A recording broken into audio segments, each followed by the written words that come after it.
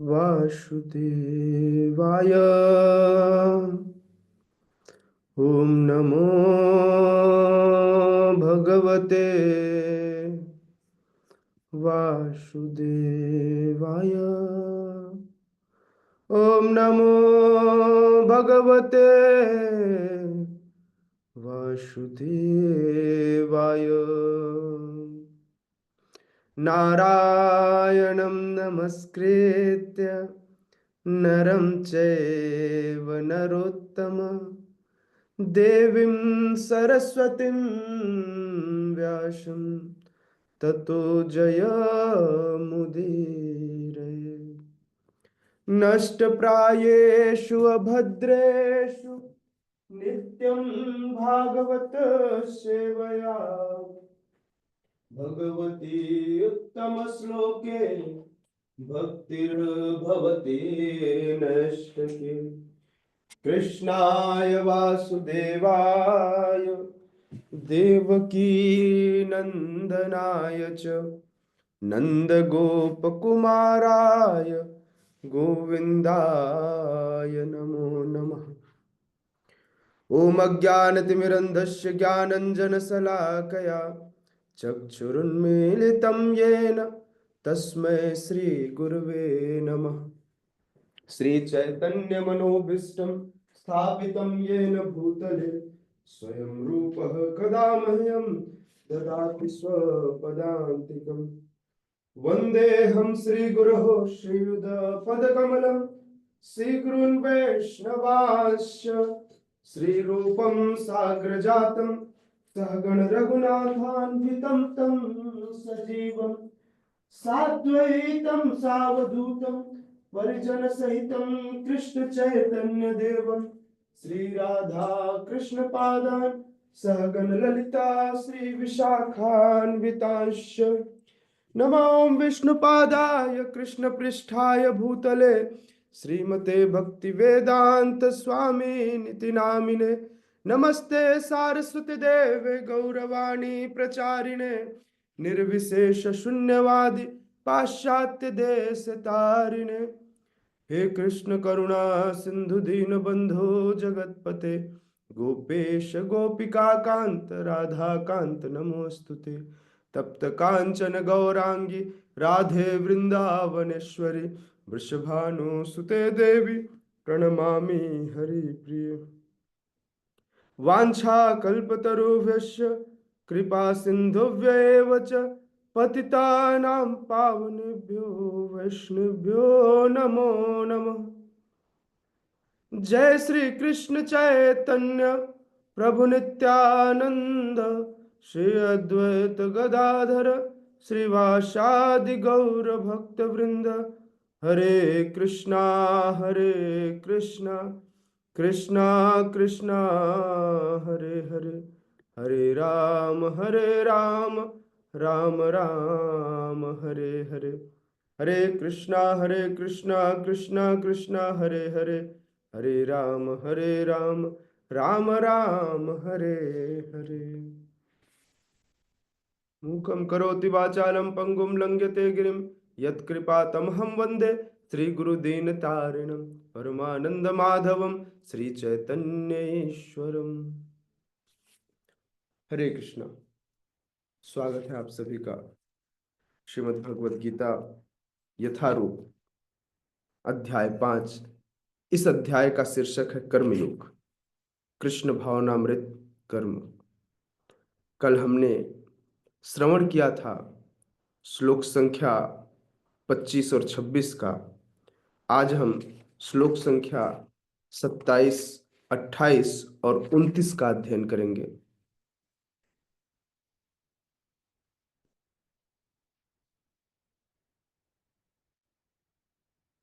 इस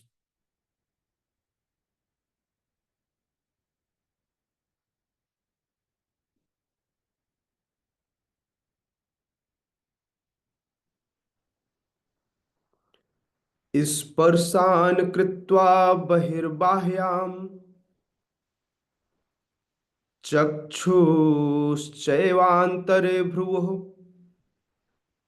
प्राणापानौ समौ कृत्वा नासाभ्यान्तरचारिणौ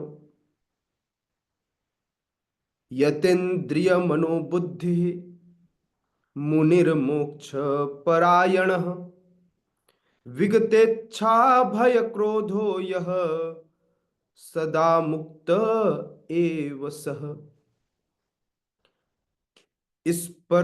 स्पर्शान् कृत्वा बहिर्बाह्यान् चक्षुश्चैवान्तरे ध्रुवो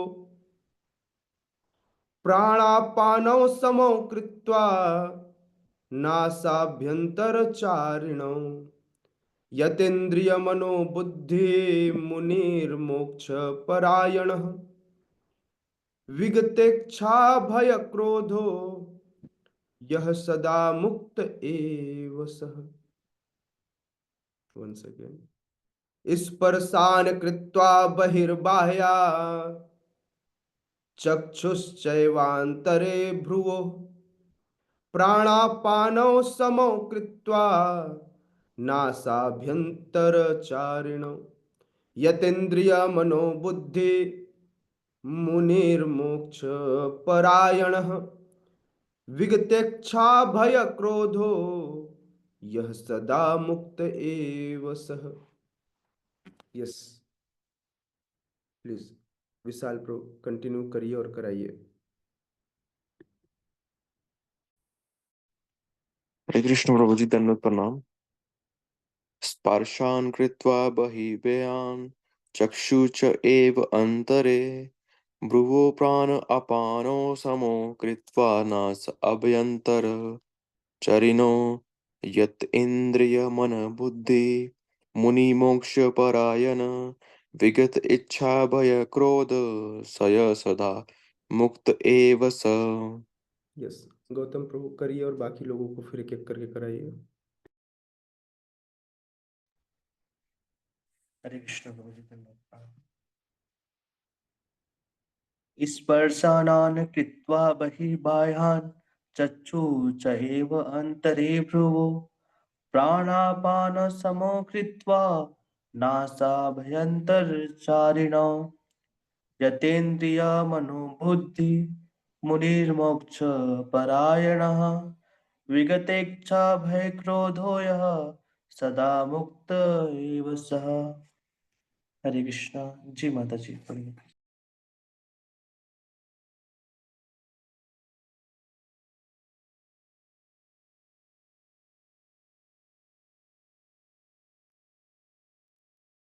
जी कामना माता जी, आप पढ़ेंगे। हरे कृष्ण प्रभु जी।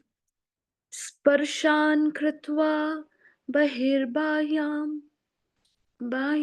चक्षुष्वेवान्तरे भ्रुवो प्राणापानौ समौ कृत्वा नासाभ्यन्तरचारिणौ यतेन्द्रियमनोबुद्धि मुनिर्मोक्षपरायण विगतेक्षाभय क्रोधो यः सदा मुक्त एव सः। हरि बोल। जी माता जी, पढ़िए। हरे कृष्ण प्रभु जी।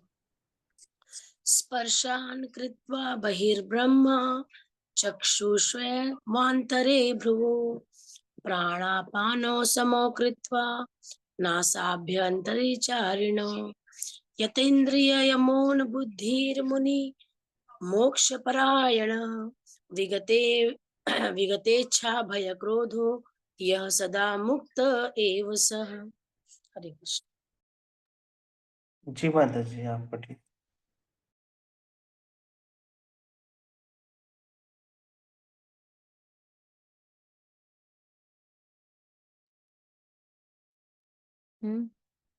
हरे कृष्णा। आप मुझे बोल रहे हैं गौतम प्रभु जी? जी माता जी, हैंड रेस किए। जी, हरे कृष्णा।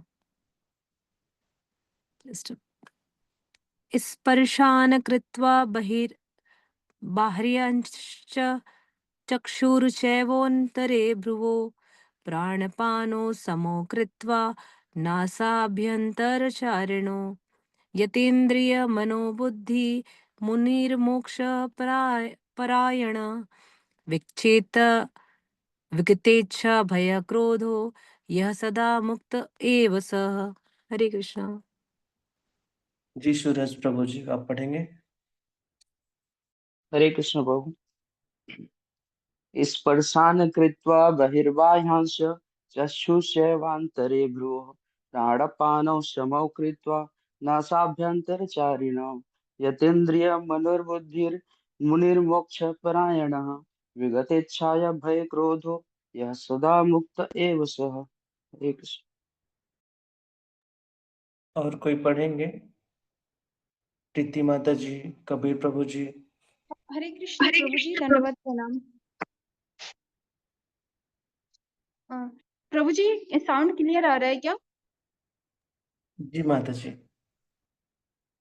जी। स्पर्शन कृत्वा बहिर्वाहन चक्षुचैवान्तरे भ्रुवो प्राणपानौ समो कृत्वा नासाभ्यन्तरचारिणौ यतेन्द्रियो मनोबुद्धिर्मुनिर्मोक्षपरायणा विगतेच्छा भयो क्रोधो यः सदा मुक्त एव सः। हरे कृष्ण।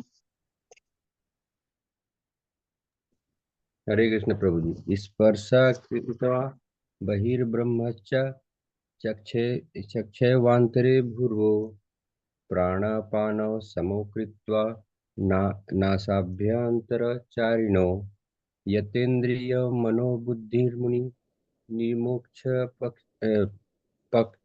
क्षपारण्या विगतेच्छा भयक्रोधो यह सदा मुक्त एव सः। हरे कृष्ण। सभी ने पढ़ लिया?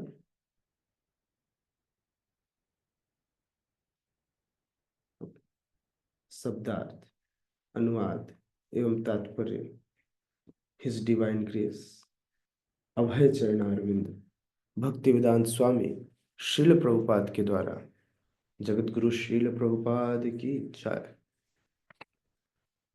स्पर्शान इंद्रिय विषय यथा ध्वनि को कृत्वा करके बहि बाहरी बाह्यान अनावश्यक चक्षु आंखें च भी एव निश्चय ही अंतरे मध्य में भ्रू भौहों के प्राण अपानों ऊर्ध्व तथा अधोगामी वायु समो रुद्ध कृत्वा करके नास अभ्यंतर नथुनों के भीतर चारिणों चलने वाले यत संयमित इंद्रिय इंद्रियां मन मन बुद्धि बुद्धि मुनि योगी मोक्ष मोक्ष के लिए परायण तत्पर विगत परित्याग करके इच्छा इच्छाएं भय डर क्रोध क्रोध यह जो सदा सदैव मुक्त मुक्त एवं निश्चय ही सह हुआ। अनुवाद, समस्त इंद्रिय विषयों को बाहर करके दृष्टि को भवों के मध्य केंद्रित करके प्राण तथा अपान वायु को नथुनों के भीतर रोककर और इस तरह मन इंद्रियों तथा बुद्धि को वश में करके जो मोक्ष को लक्ष्य बनाता है वह योगी इच्छा भय तथा क्रोध से रहित हो जाता है। जो निरंतर इस अवस्था में रहता है वह अवश्य ही मुक्त है। कौन कौन प्रैक्टिस करेगा? प्रैक्टिस करना है सभी को, है ना? सभी को प्रैक्टिस करना। क्या करना है? सारे इंद्रिय विषयों को एक किनारे डंडा मार के, ठीक है? उसके बाद दृष्टि को दोनों भवों के बीच में यहां पर केंद्रित करना है, मिड में, है ना? ठीक है। प्राण और अपान दोनों को न तो डकार लेना है न ही बाह्य वायु छोड़नी है। दोनों वायु को नथुनों के भीतर रोक देना है, सांसें नहीं लेनी है, सांसें बंद, है ना? 1 मिनट नहीं, 2 मिनट नहीं, 1 घंटा नहीं, लेना ही नहीं है, बिल्कुल एकदम रोक लीजिए, है ना? रोकने के बाद अपने मन और इंद्रियों और बुद्धि को जब ऐसा करेंगे तो मन बुद्धि और इंद्रियां वश में हो जाएंगी, बचेंगे नहीं तो वश में तो रहेगी, सही बात है ना? सब क्या हो जाएगी? सब वश में हो जाएगी। और ऐसे इसको रोक करके मोक्ष को लक्ष्य बनाना है, ऐसे योगी बनना है। तो आप लोग तैयार हैं? चलें हिमालय? हाँ, वह योगी, ऐसा योगी भय, क्रोध और इच्छा तीनों से रहित हो जाता है ना। जो निरंतर इस अवस्था में रहता है, निरंतर रहना है। हाँ, थोड़ा थोड़ा रोक रोक कर भी कर सकते हैं, निरंतर ऐसी ही अवस्था में रहना है, वह मुक्त हो जाएगा। देखिए कितना मुश्किल है ना योगी बनना। इसीलिए हम लोग योगी नहीं, हम लोग तो नौकर बन गए। बोले नौकर बन के हम लोग खुश हैं। नो योगी। कौन फालतू वहां बर्फ में जाके बैठेगा, कांटों पे सोएगा, एक हाथ ऊपर करेगा, दूसरा टांग आकाश में, एक धरती पर। हमारे लिए तो संभव नहीं है, इसलिए ज्यादा योगी नहीं। हाँ, लद्दाख वाले भाई साहब रह भी सकते हैं, वो भी देखो कान वान ऐसे ढक के बैठे हैं। तो शिला प्रभुपाद कहते हैं, कृष्ण भावनामृत में रत होने पर मनुष्य तुरंत ही अपने आध्यात्मिक स्वरूप को जान लेता है। प्रभुपाद पूरे भगवान की बात को काटते हुए एक नई बात स्थापित कर रहे हैं।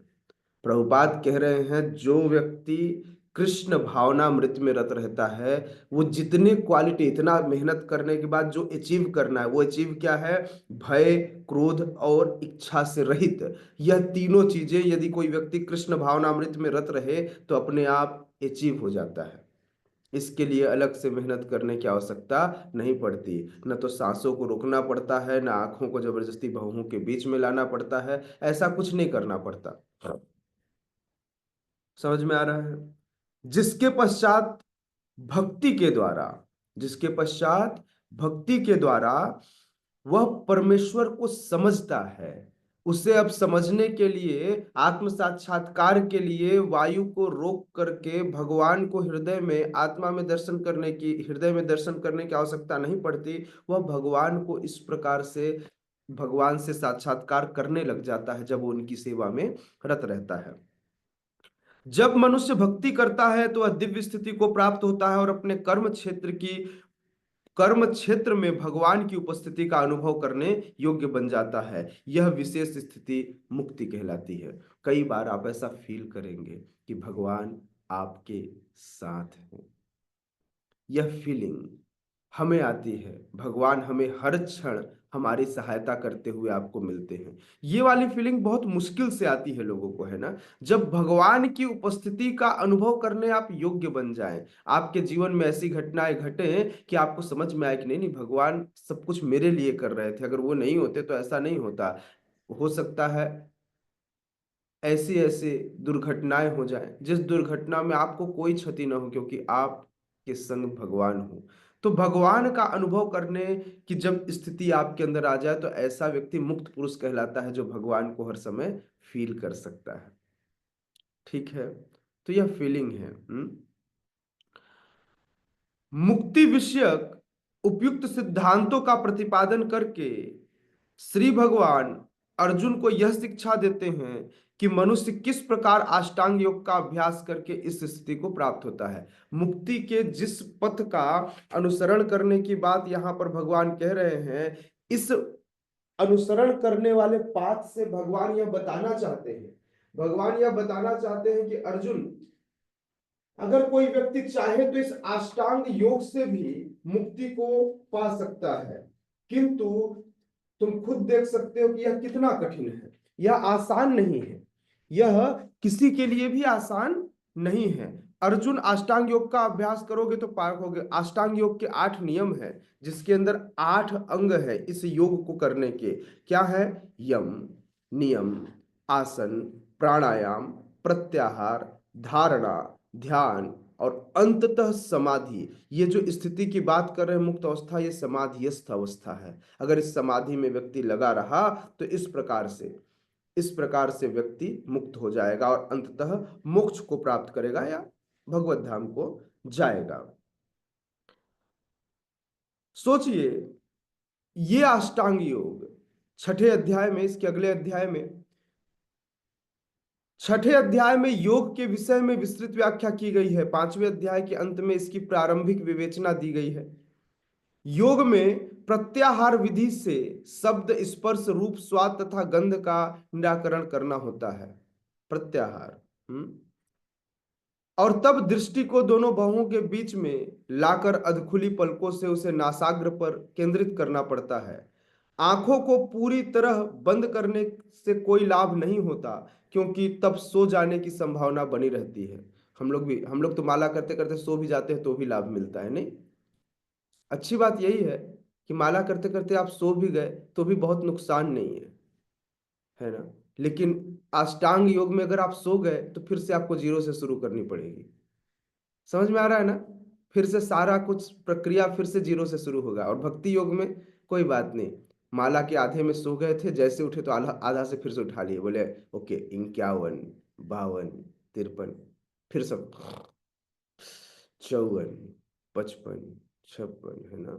तो बहुत परेशानी नहीं है। आप सब सोच रहे होंगे कहाँ फंस गए, नहीं?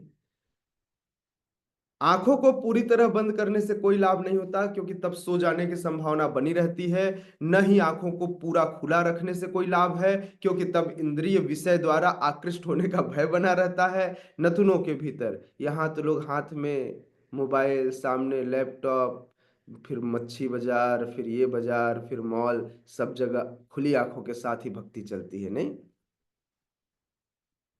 और दो आंखें कम पड़ जाए तो दो और लगा लो सूरज प्रभु जैसा, तो ये चार हो जाए।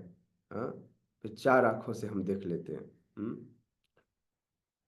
नथुनों के भीतर श्वास की गति को रोकने के लिए प्राण तथा अपान वायुओं को सम किया जाता है, दोनों को बराबर किया जाता है, अर्थात दोनों ऊपर और नीचे से बैलेंस करती हैं। ऐसे योगाभ्यास से मनुष्य अपनी इंद्रियों के ऊपर नियंत्रण प्राप्त करता है, बाह्य इंद्रिय विषयों से दूर रहता है और अपनी मुक्ति की तैयारी करता है। दादा, इस योग विधि से मनुष्य समस्त प्रकार के भय तथा क्रोध से रहित हो जाता है और परमात्मा की उपस्थिति का अनुभव करता है। दूसरे शब्दों में कृष्ण भावनामृत योग के सिद्धांत को संपन्न करने की सरलतम विधि है।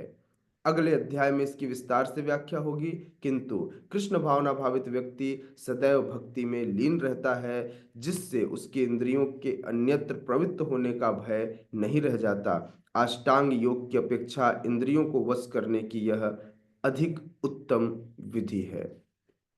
लास्ट वाला पैराग्राफ पढ़िए, बहुत इंपॉर्टेंट है। 1 बाय 1 सभी लोग पढ़िए, ताकि आपको यह समझ में आ जाए कि हमारी विधि सर्वश्रेष्ठ है। क्या है ना, बार बार उसको पढ़ना और सुनना पड़ेगा, तब जाकर समझ में आएगा। पढ़िए, सुनिए, एक एक करके पढ़िए। कामना माता जी पढ़िए।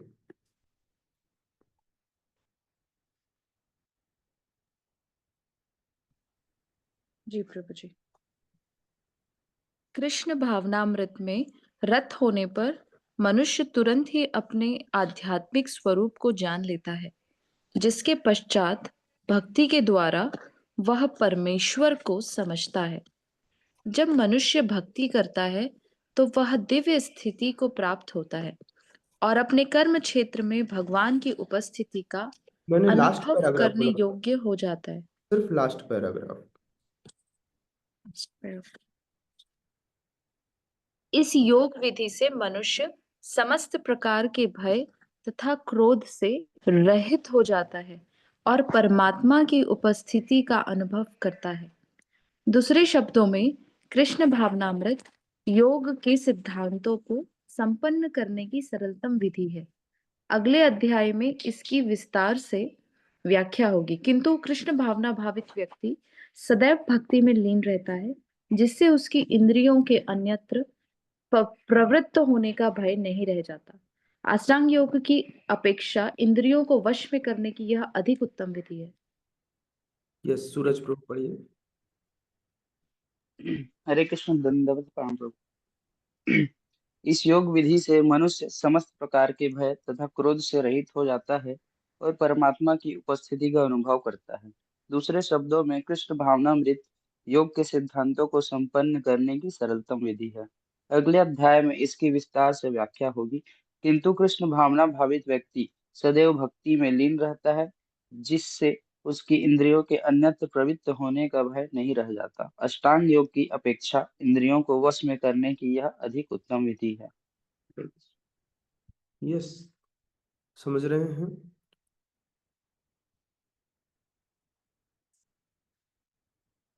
जब व्यक्ति, यह जो योग विधि है, इस योग विधि में मनुष्य समस्त प्रकार के भय और क्रोध से रहित तो हो जाता है और परमात्मा का अनुभव करता है।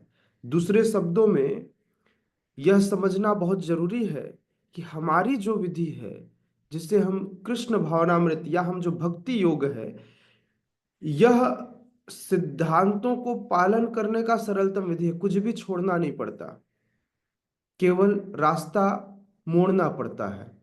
सब कुछ करते हुए न तो श्वास लेने में कमी करनी है, न ज्यादा लेना है, न कम लेना है।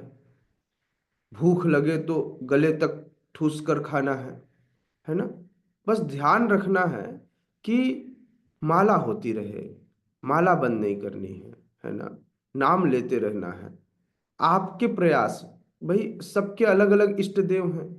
कोई प्रसाद को इष्ट मानता है, कोई भगवान के स्वरूप को इष्ट मानता है, कोई भगवान के नाम को इष्ट मानता है, कोई भगवान के भक्तों को अपना इष्ट मान लेता है। सबके अपने अपने इष्ट है, जिसके बिना वो नहीं रह सकता।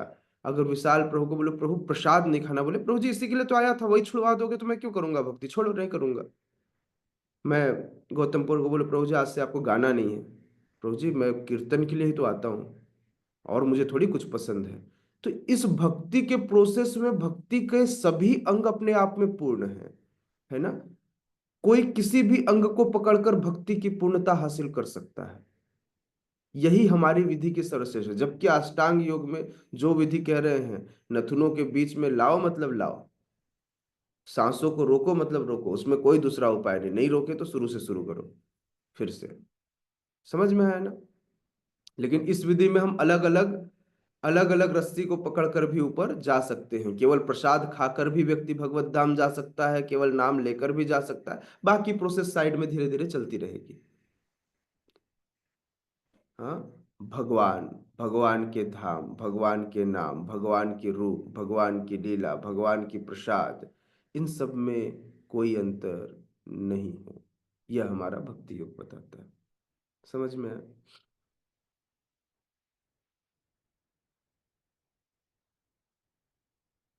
तो अगले अध्याय में इसकी हम बहुत विशेष व्याख्या करेंगे।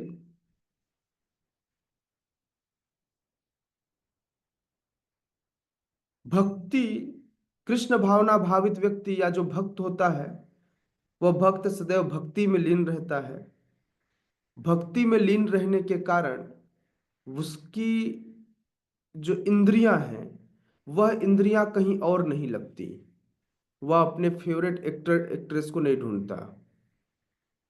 वह कृष्णा इज माई हीरो ऐसा वाला थीम लगाता है। उसका हीरो नहीं बदलता है ना। समझ में आ रहा है। उसके लिए जगन्नाथ उसके हीरो होते हैं, राम उसके हीरो होते हैं। मतलब वो फालतू किंग खान और फिंग खान को अपना आइडल नहीं बनाता। उसे पता है कि ये सब हाड़ मास के पुतले हैं, कब एक पोटली में घुस जाएंगे एक छोटे से डब्बे के अंदर पता नहीं चलेगा, है ना। तो जब व्यक्ति भक्ति में होता है तो उसकी इंद्रियां अपने आप भगवान की सेवा में लगती हैं। अष्टांग योग में जिस तरह से इंद्रियों को नियंत्रित किया जाता है, भक्ति योग में इंद्रियों के नियंत्रण की उससे कई अरब गुना सस्ती विधि दी गई है। पता है कैसे? जिह्वा को नियंत्रण करने के लिए कहते हैं, कौन? भक्ति विनोद ठाकुर कहते हैं, महाप्रसादे गोविंदे नाम ब्राह्मणे वैष्णवे स्वल्प पुण्यम वतन राजन विश्वास नैव जायते शरीरा विद्या जाय जड़ इंद्रिया ताहि काल जीवे फैले विषय सागरे तार मध्य जिह्वा थी। क्या? ये जिह्वा, इस जिह्वे के ऊपर से ही प्रसाद डालकर इसे पूर्ण करना है। तार मध्य जीवाति लोभ माया सुदुर्मति। तो सारे लोभ यहां से खत्म हो जाते हैं जब इस जिह्वा के ऊपर क्या जाता है? भगवत प्रसाद जाता है। समझ में आया ना? तो यह बहुत सरलतम विधि है भक्ति योग, नो अष्टांग योग। जरूरत नहीं है। कलयुग में एक दूसरे भक्तों का संग कीजिए, दोनों को आगे बढ़े, टांग मत खींचिएगा, है ना? सहायता करनी है। टांग खींचना अष्टांग वालों का काम है ना? भक्ति वाले क्या करते हैं?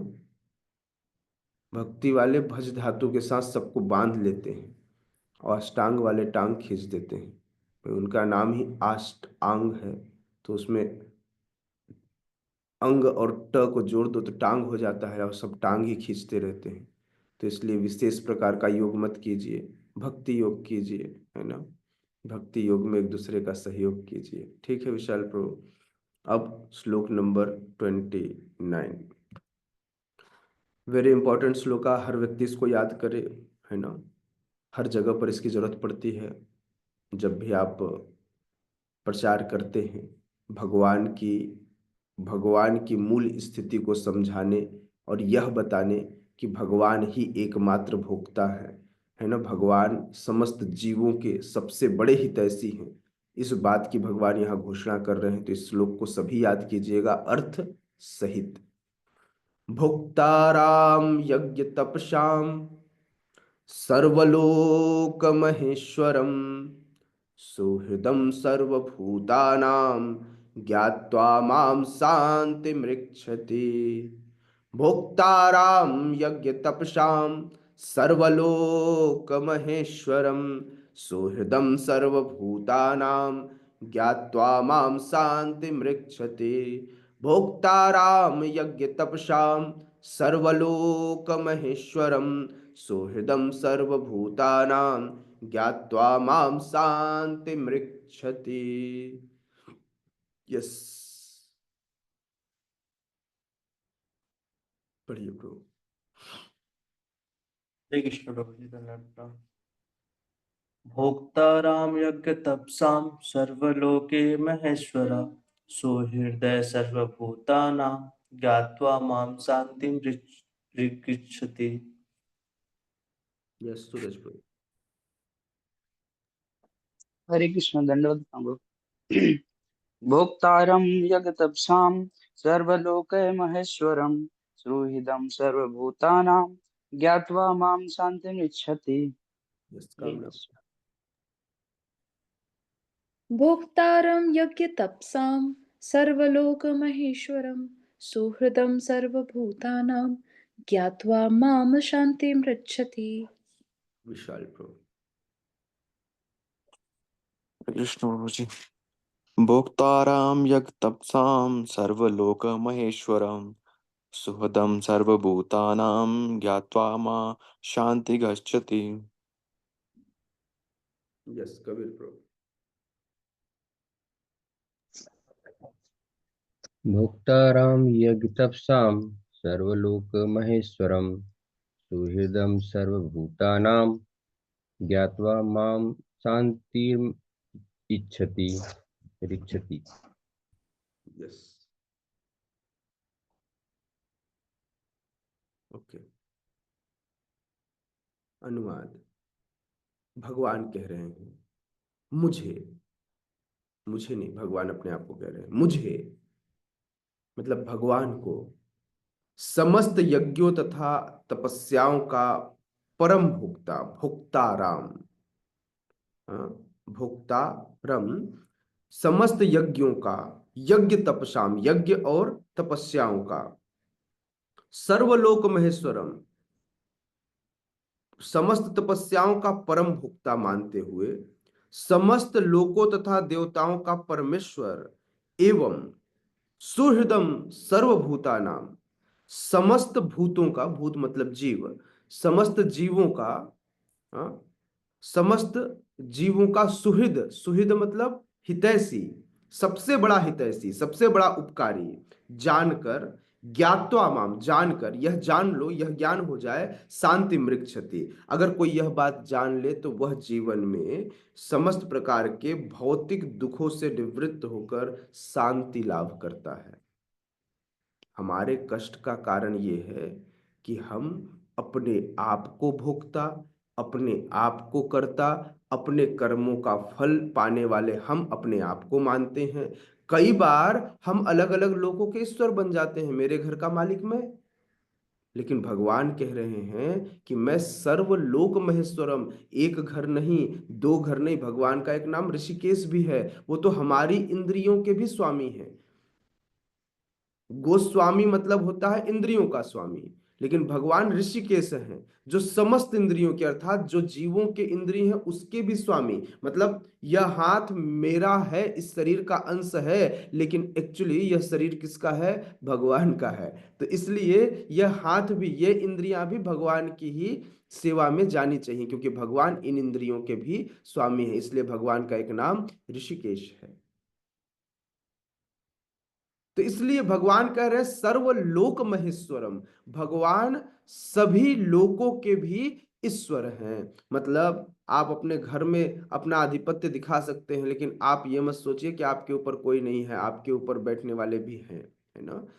आप थोड़े मोड़े एरिया को कंट्रोल कर सकते हैं, लेकिन वो भी केवल बाह्य रूप से, आंतरिक रूप से आप कुछ भी कंट्रोल नहीं कर सकते। जैसे एक माता पिता चाहते हैं मेरा बच्चा ऐसा करे, मेरा बच्चा खूब पढ़े, मैं अपने बच्चे को ये बनाऊं, लेकिन बच्चा क्या बनेगा ये निर्भर, अगर आप कंट्रोलर होते तो आप इस बात पर कंट्रोल कर सकते। अगर ज्यादा प्रेशर दिया तो बच्चा निकल लेगा पतली गली पकड़ के, और अगर बन भी गया तो भी आपकी बात लास्ट तक मानेगा यह जरूरी नहीं है।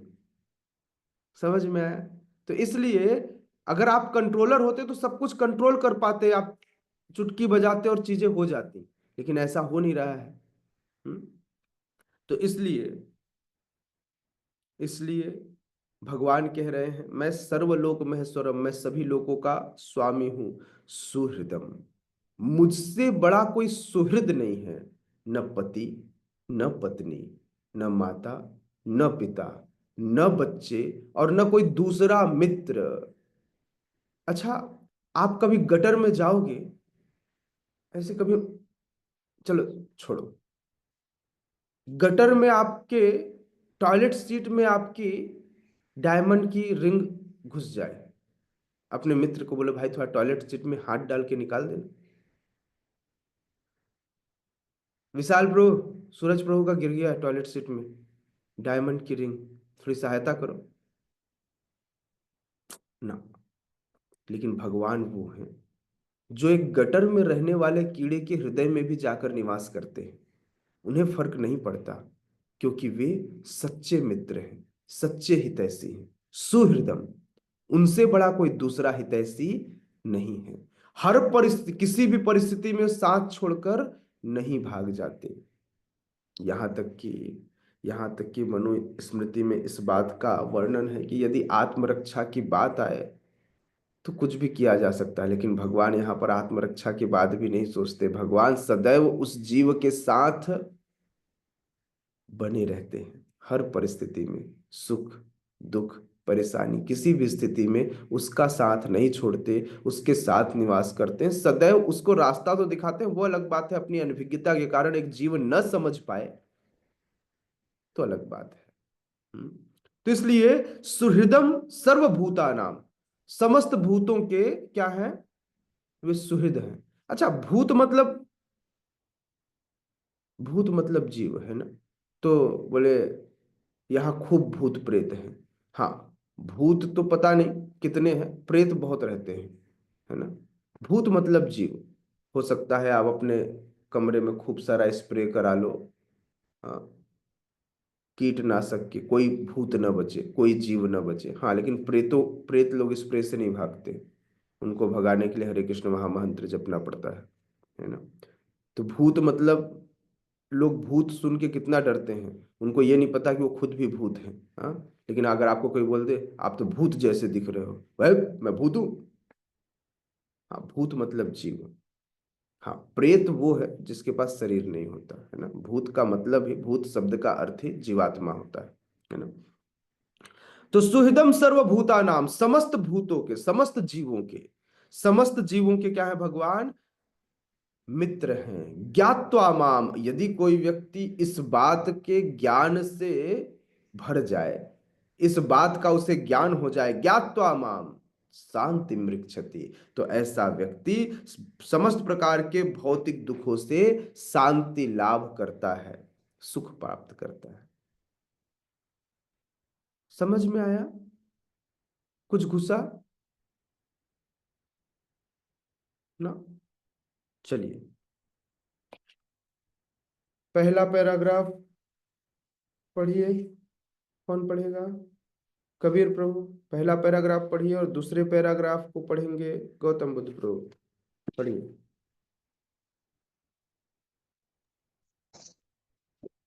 माया के वशीभूत सारे बद्ध जीव इस संसार में शांति प्राप्त करने के लिए उत्सुक रहते हैं, किंतु भगवद गीता के इस अंश में वर्णित शांति के सूत्र को वे नहीं जानते।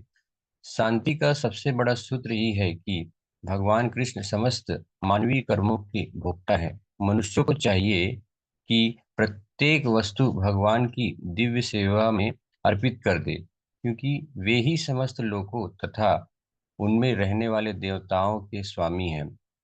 उनसे बड़ा कोई नहीं है।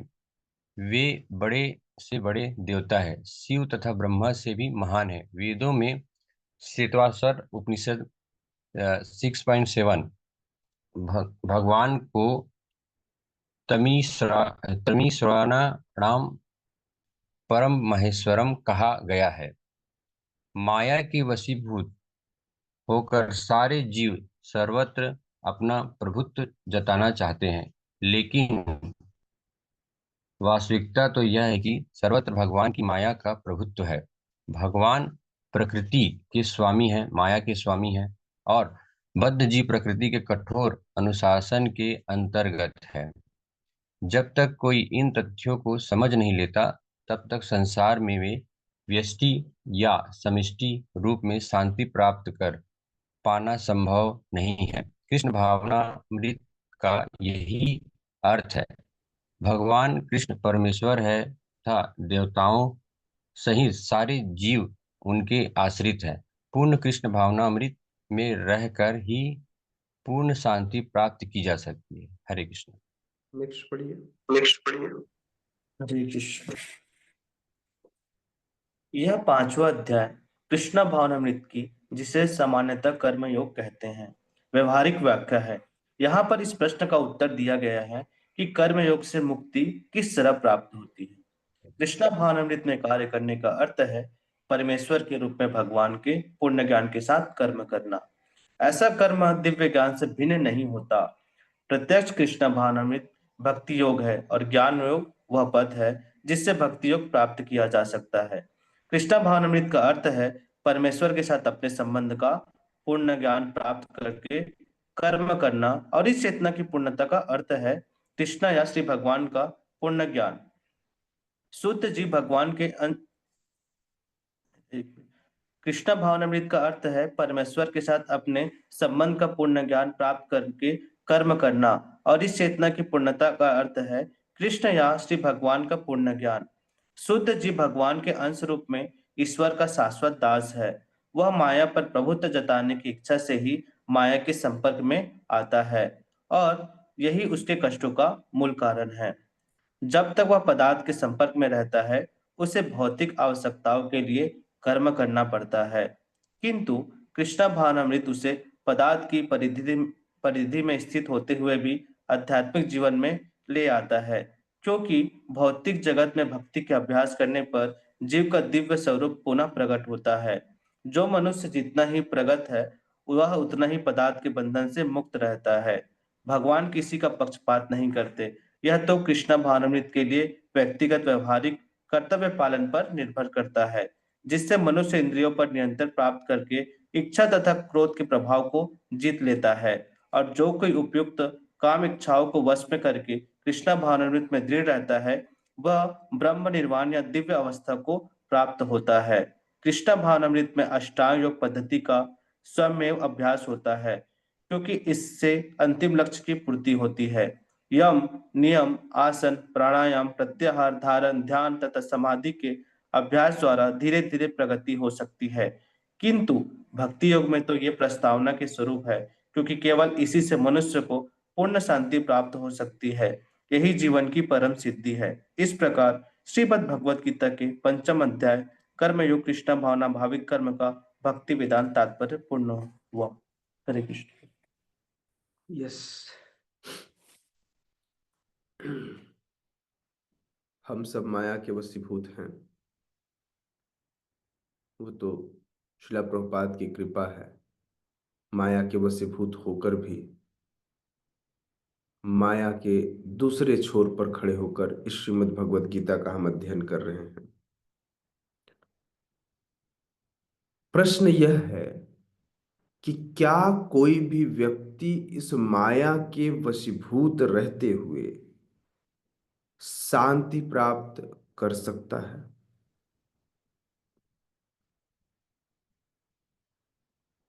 क्या सोचते हैं आप लोग, पॉसिबल है?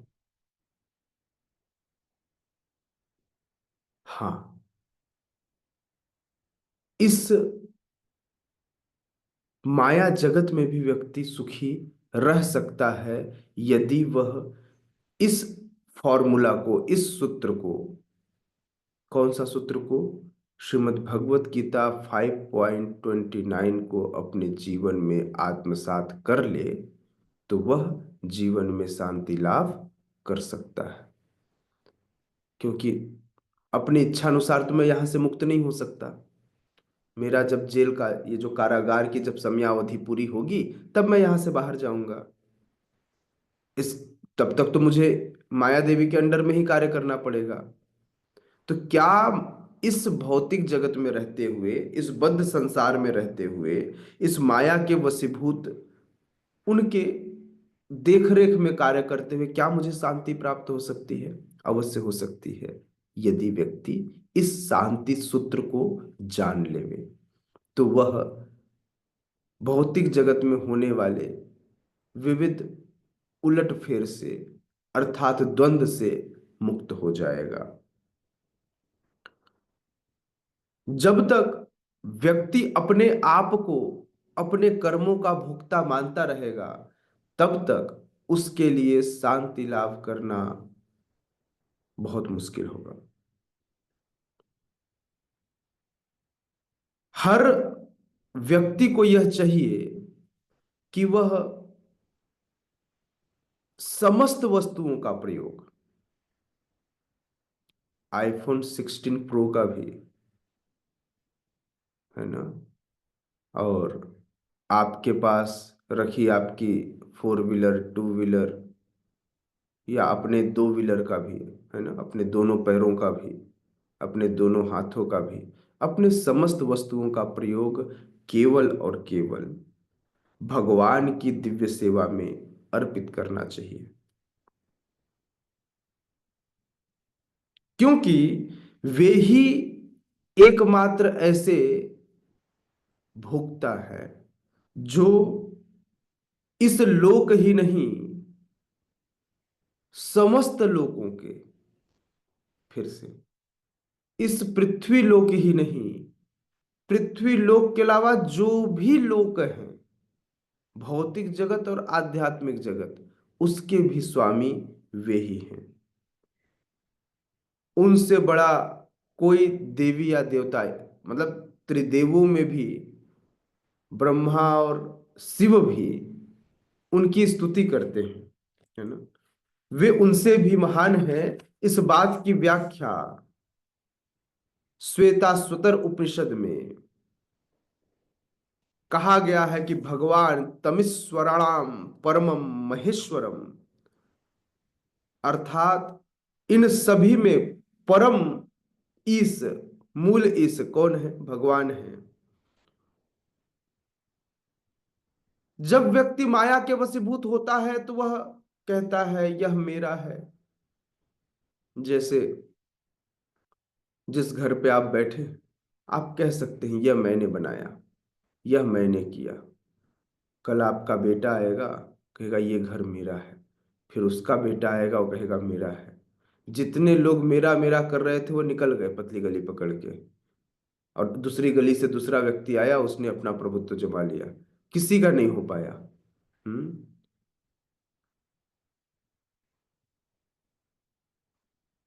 वास्तविकता तो यही है कि सभी जगह भगवान की माया का प्रभुत्व है, भगवान का अपना एक प्रभुत्व है ना।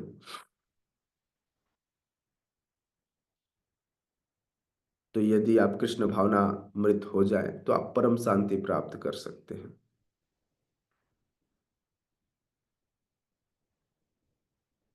यहां कर्म योग कैसे कृष्ण भावनामृत कर्म बने, इसी की व्याख्या इस अध्याय में की गई है। हम सब भगवान के अंश हैं और भगवान के अंश होने के नाते भगवान के सेवक हैं। भगवान की सेवा करना, भगवान की चेतना में डूब जाना, भगवान की पूर्ण चेतना में लीन हो जाना, यही पूर्ण ज्ञान है। हाँ, कर्म तो आपको करना पड़ेगा। कर्म आपको तब तक करने होंगे जब तक आप इस भौतिक जगत में पदार्थों के संसर्ग में रहेंगे। आप यहां पर रह करके कर्म छोड़ने की बात करना यह बहुत अच्छा नहीं। तो आपको कर्म करते रहना। हाँ, कर्म अलग अलग लोगों के लिए अलग अलग हो सकते हैं, अपने अपने वर्गोनुसार। ब्राह्मण, क्षत्रिय, वैश्य या शूद्र, आप कौन से आश्रम, कौन से वर्ण को आप एक्सेप्ट करते हो, उसके अनुसार आपके कर्मों का अलग अलग डिवीजन हो सकता है, लेकिन कर्म तो करना ही होगा। श्वासों को रोकने का प्रयास मत कीजिएगा, निपट जाएंगे, है ना। कर्म कीजिए, श्वासों को अपनी गति में चलने दीजिए। ज्यादा अच्छा है कि वह अपनी निरंतर गति से चले। 1 मिनट में 72 बार अगर हृदय को धड़कना हो तो धड़कने दीजिए भाई, किसी और को धड़कन मत दीजिए। हाँ, नहीं तो धड़कन धड़कन हो जाएगा। नहीं, कृष्ण भावनामृत उसे पदार्थ की परिधि में स्थित होते हुए भी आध्यात्मिक जीवन में ले आता है। कृष्ण भावनामृत यह ऐसा विज्ञान है कि कृष्ण भावनामृत विज्ञान के अंदर इवन दो वो पदार्थ के संपर्क में रहता है, उसके बाद भी, उस सरकमस्टेंसेस में भी वह क्या करता है, उस सरकमस्टेंसेस में भी वह आध्यात्मिक जीवन जी लेता है। पहले घर की सुंदरता के लिए पुष्प बढ़ाए जाते थे, आज भगवान की सेवा के लिए पुष्प लगाए जाते हैं। अंतर है। हाँ, लेकिन भगवान के घर की शोभा बढ़ाए जो पुष्प, उससे बड़ा सौभाग्य किसी और पुष्प का नहीं।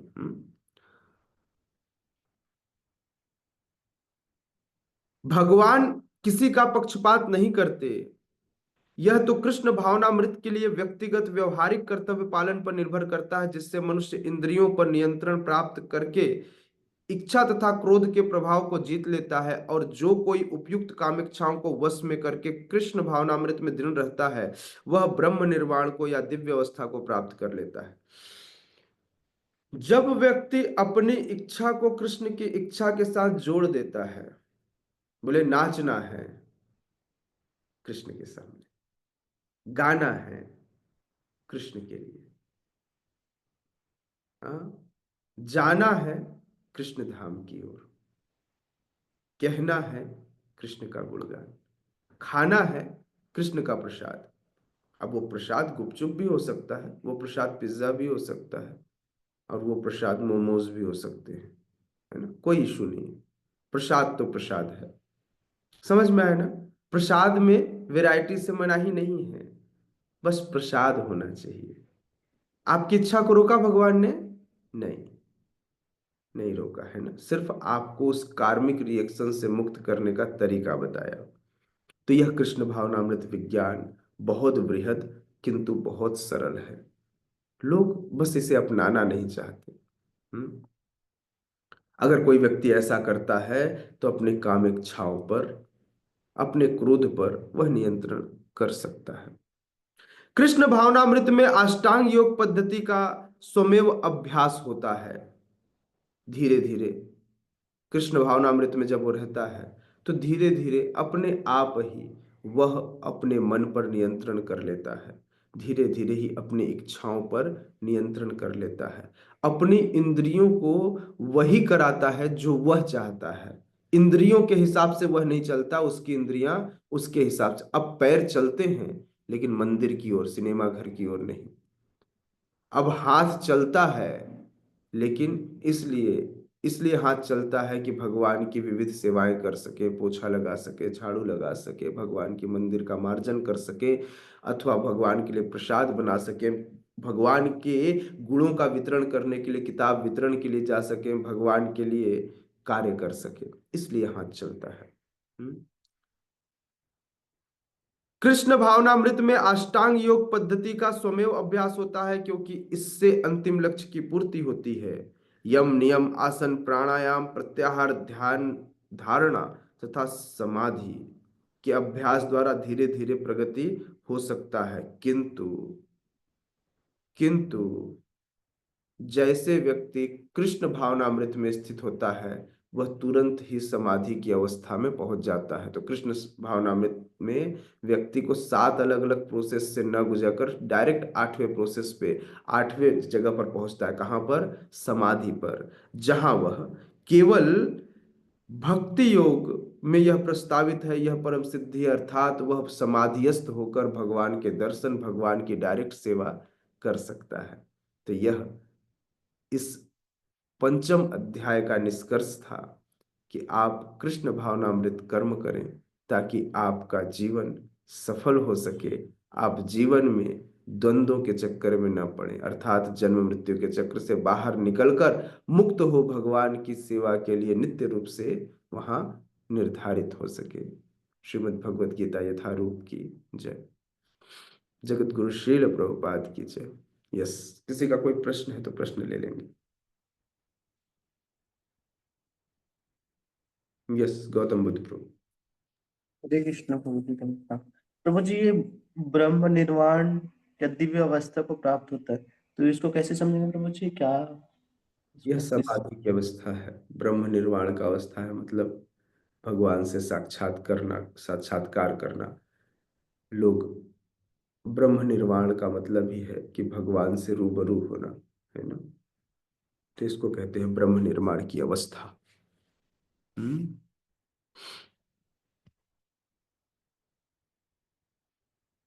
ठीक है।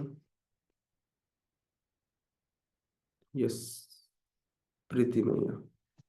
हरे कृष्ण प्रभु जी, दंडवत प्रणाम। प्रभु जी, जैसे अष्टांग योग है ना, तो इसका चरम लक्ष्य क्या भगवान श्री कृष्ण ही होते हैं? ये तो समय के साथ वह रियलाइज करता है। इनिशियल लेवल पे उसे यह नहीं पता होता, वह ब्रह्म के उपासक होते हैं। ब्रह्म का स्वरूप क्या है यह समय के साथ उसे पता चलता है। जब वह ध्यान की अवस्था में पहुंचता है तो ध्यान में भगवान का वह स्वरूप दिखता है। जैसे जैसे जब ध्रुव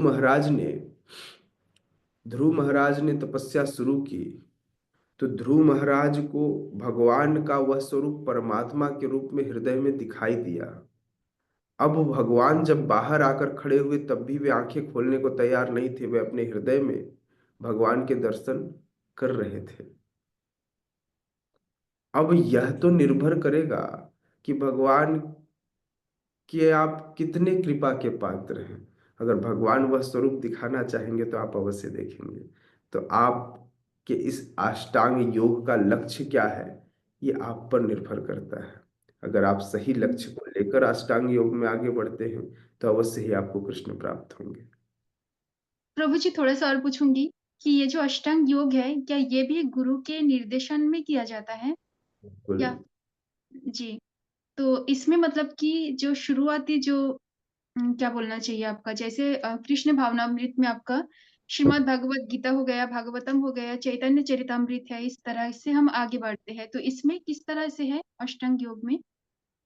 इसमें शास्त्र विधि की जगह पर शारीरिक विधि का प्रयोग किया जाता है। सबसे पहले इसमें कुछ यम है, मतलब कुछ त्याज्य चीजें हैं। यम और नियम को कुछ लागू करने की चीजें हैं, पहले उसे अपनाया जाता है। तत्पश्चात अलग अलग आसन में बैठकर, जिसे आप हठ योग भी कह सकते हैं, जिसमें आपको पद्मासन हो, मयूरासन हो, चक्रासन हो, अपन अलग अलग आसनों में बैठकर अभ्यास करना होता है श्वासों की क्रिया प्रतिक्रिया का, और फिर आगे प्राणायाम करते हुए उन्हीं श्वासों पर नियंत्रण करना होता है। तब आहार पर कम खाकर, या मतलब प्रत्याहार करना होता है, मतलब कम से कम खाने पर। जैसे ध्रुव महाराज ने पहले एक टाइम खाना शुरू किया, फिर एक टाइम का भी खाना बंद किया, फिर जल पीना शुरू किया, फिर केवल वायु में, फिर कुछ सांसों में ही अपनी योग साधना को करने लगे। तो इस प्रकार से यह प्रत्याहार थे।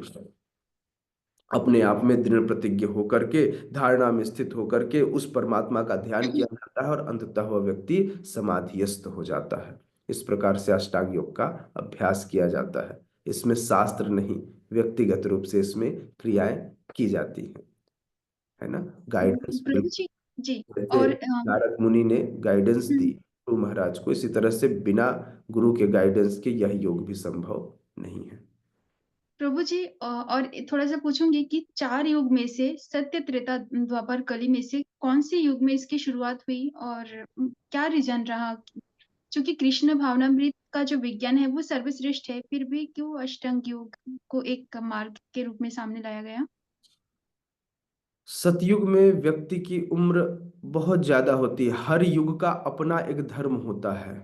कलयुग में युग धर्म हरिनाम संकीर्तन है, लेकिन चूंकि यहाँ पर आयु कम है, लेकिन सतयुग का युग धर्म ही तपस्या था, है ना। वहां पर तप करके यह फल प्राप्त किया हम्म। जाता है। लेकिन यदि व्यक्ति वहां पर भक्ति भी करता, सिंपल भक्ति भी करता, तो भी यह प्राप्त कर सकता था। लेकिन वहां पर व्यक्ति के पास समय भी था, चीजें भी थी, सुविधाएं भी थी, इसलिए युग धर्म वहां तपस्या था, है ना।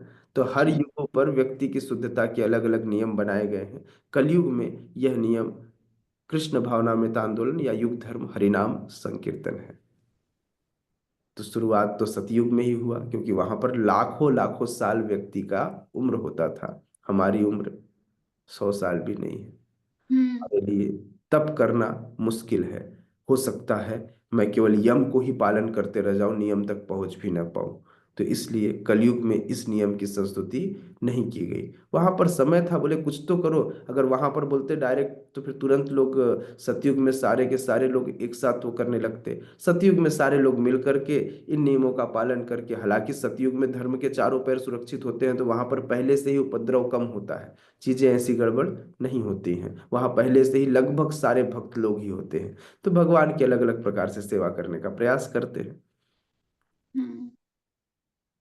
जी प्रभु जी, मतलब यही हुआ कि सत्य युग में चाहे कितनी भी लंबी उम्र क्यों ना हो, परंतु भगवान को पाने की जो मेथड है वो सेम है, कि उसमें लंबे समय में जिस तरह से पाना होता था, कलयुग में हरि नाम के द्वारा कम समय में वैसे ही हम पा सकते हैं, है ना? बिल्कुल बिल्कुल। जी। जी प्रभु जी, धन्यवाद आपको। Hare Krishna. Thank you. Yes, और कोई प्रश्न नहीं है? Thank you so much. Hare Krishna. जगत गुरु श्रील प्रभुपाद। यस, कबीर महाराज।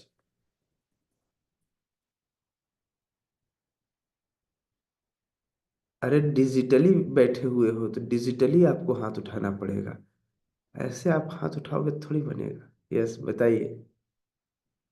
आपका म्यूट है आप। चलो इतना हाथ उठा कर रख दिया था।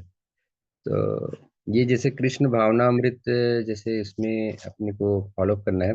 तो प्रभु जी जैसे कलयुग में गुरु भावनामृत चल रहा है ना, अलग अलग सब मतलब मुक्ति पथ के लिए, है ना, प्रभु पाने के लिए, हरि नाम के लिए।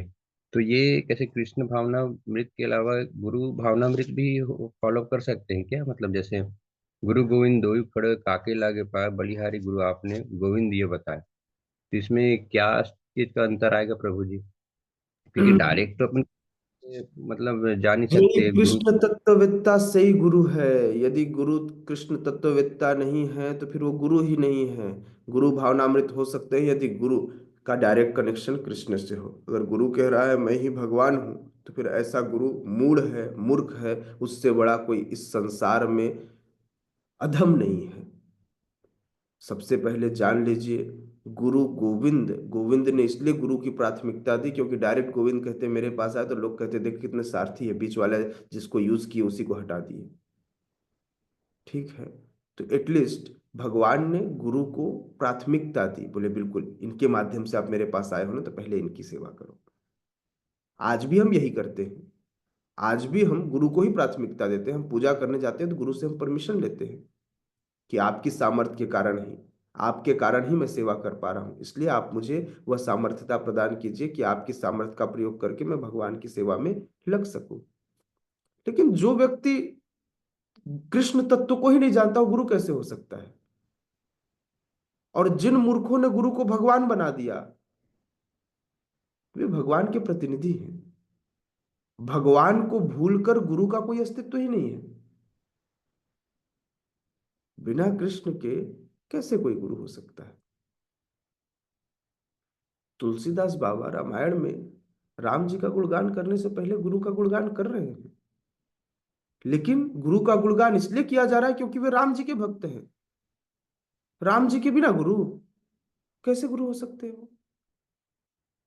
तो इसलिए जय कृष्ण तत्ववेत्ता से ही गुरु है। अगर कृष्ण तत्व का उन्हें ज्ञान नहीं है, भगवत तत्व को नहीं समझते, तो भूल जाइए।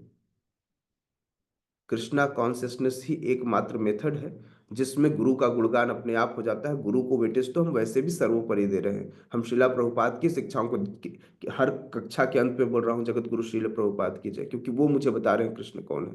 तो प्राथमिकता तो गुरु को ही है। यस, आशिता माता जी। हरे कृष्ण प्रभु जी, दंडवत प्रणाम। प्रभु जी ये पूछ रहे कि जैसे हम जो माला करते हैं क्या वो हाथों की उंगलियों पर कर सकते हैं, और किस तरह से करनी चाहिए, थोड़ा इसके बारे में मतलब प्लीज बताइए। कौन सी माला लें? माला इनिशियल स्टेज पे येन केन प्रकारेण मुख में यह हरिनाम होना चाहिए। मुझे नहीं पता कि कैसे लेंगे, जैसे आपकी इच्छा वैसे लीजिए, सो के, उठ के, बैठ के, जाग के, जैसे भी। काउंटिंग के लिए आप उंगलियों से काउंटिंग कीजिए, मोबाइल से काउंटिंग कीजिए, इलेक्ट्रिक काउंटर से काउंट कीजिए, सब चलेगा।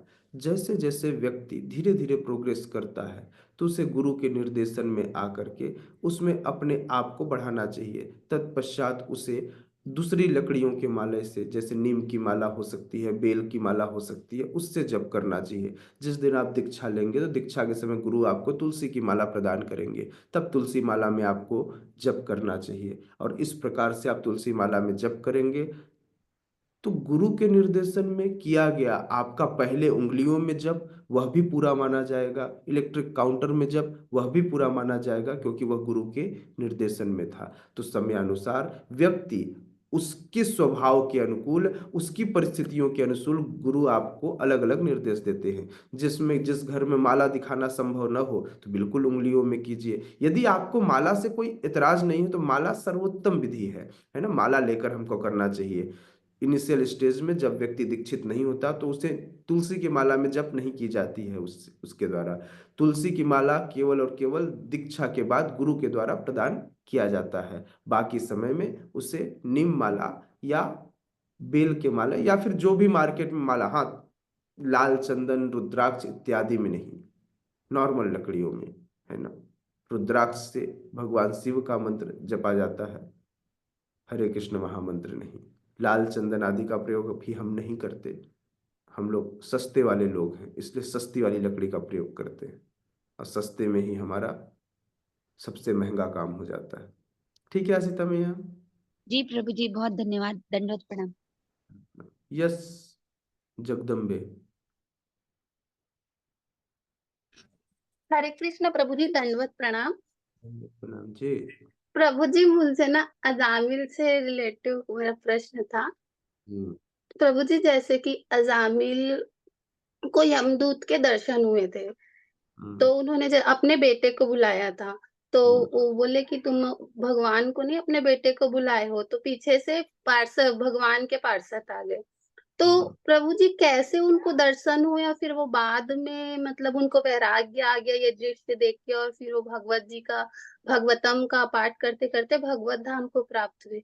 तो ऐसे मतलब होता है प्रभु जी की मृत्यु मतलब यमदूत को देख के फिर वापस आके फिर वैराग गया। संदेह कर रहे हो आप?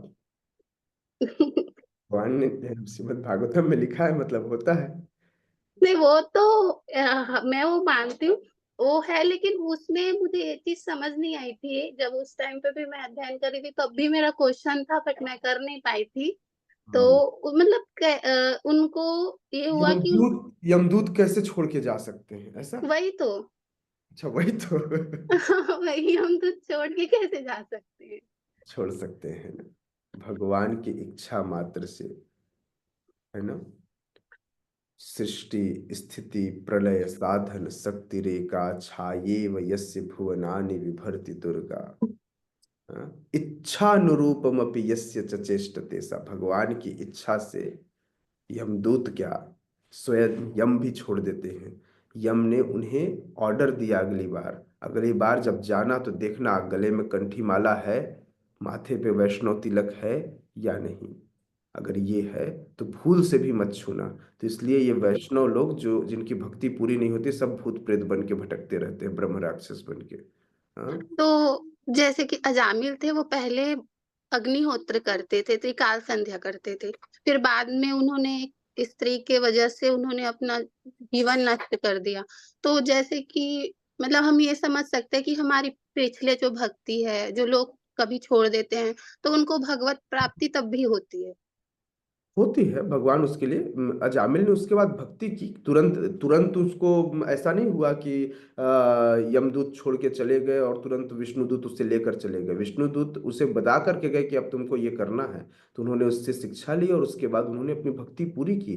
तो आपको भक्ति तो पूरी करनी ही पड़ेगी, है ना। ऐसा दृश्य यदि किसी के साथ होता, उसे तो वैराग्य ही आएगा प्रभु जी। मतलब हाँ, अगर हमारे साथ अगर ऐसा हो जाए तो हम भी मोह माया छोड़ देंगे। ऐसा नहीं होता है। ये जरूरी नहीं है कि ऐसा सबके साथ हो, और उसके लिए उतनी योग्यता होनी चाहिए। लोग हर मृत्यु के बाद राम नाम सत्य है करते हुए जाते हैं शमशान घाट में, उसके बाद किसी को भी इस बात का ध्यान नहीं रहता वहां से आने के बाद कि अगली गति उनकी यही होगी। तो यह कहना बहुत मुश्किल है कि इसके बाद भी लोगों को समझ में आएगा। खैर, वो सौभाग्यशाली हैं जिनको यह बात समझ में आती है ना।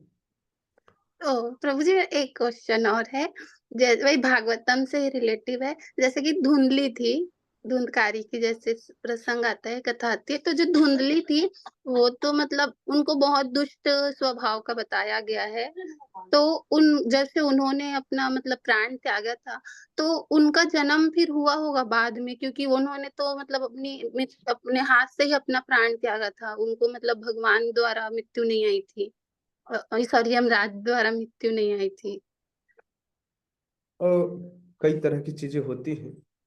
कई बार कुछ चीजें सर्कमस्टेंसेस में होती हैं, तो कुछ को अकाल मृत्यु के उसमें रखा जाता है, कुछ को नहीं रखा जाता है। खैर, उससे कोई फर्क नहीं पड़ता, क्योंकि धुंधकारी धुंधकारी भगवत धाम गया। तो यदि कोई व्यक्ति भगवत धाम जाता है तो उसकी 21 पीढ़ियां तर जाती हैं। तो धुंधली भी तर गई थी, चिंता मत कीजिए, आप धुंधली मत बनिए, है ना। नहीं प्रभु जी, धुंधली नहीं बन रही हूँ, वो बस थोड़ा सा आ गया था दिमाग किस में। 21 पीढ़ियां, है ना, मतलब अगर मैं जाऊंगा तो मेरी 21 पीढ़ियां जाएंगी, है ना। तो इसलिए चिंता की बात नहीं है। अगर आप भक्ति कर रहे हैं तो आपके माँ बाप भाई बहन सब तर जाएंगे। नहीं समझते घर वाले। तो क्यों समझा रहे हो आप? अरे वो लोग और मांस मच्छी का आना दिमाग है। खराब हो जाता है ना। हाँ, ठीक है, अपना दिमाग नहीं खराब करो, आप क्या भक्ति। कैसे करूँ प्रभु जी, मेरा भाई प्रॉब्लम करता है, मेरे को बहुत दुखी होती हूँ, मैं रोना आता है कि क्यों ऐसा करता है। ठीक, भगवान के सामने रोया कीजिए, सबके सामने रोने की आवश्यकता नहीं है, ठीक है। जी, नहीं सबके सामने नहीं रोती, भगवान के आगे रोती हूँ। लेकिन उसकी वजह से ना मुझे आजकल बहुत कष्ट हो रहा है कि वो क्यों, मतलब उसको पता है मेरे को नहीं पसंद, फिर भी वो ऐसा करता है, तो मैं उससे कुछ बोल नहीं पाती, बस जगन्नाथ जी को ही बोलती हूँ। तो क्या उससे उसका कुछ होगा? आप भक्ति जब पूरी कर लेंगे तो आपकी भक्ति से बाकी सारे लोगों को असर होगा, है ना। आप जी, चीजें दिखेंगे, ठीक है। धन्यवाद प्रभु जी, हरे कृष्ण। और हरे कृष्णा। जगत गुरु श्रील प्रभुपाद की जय।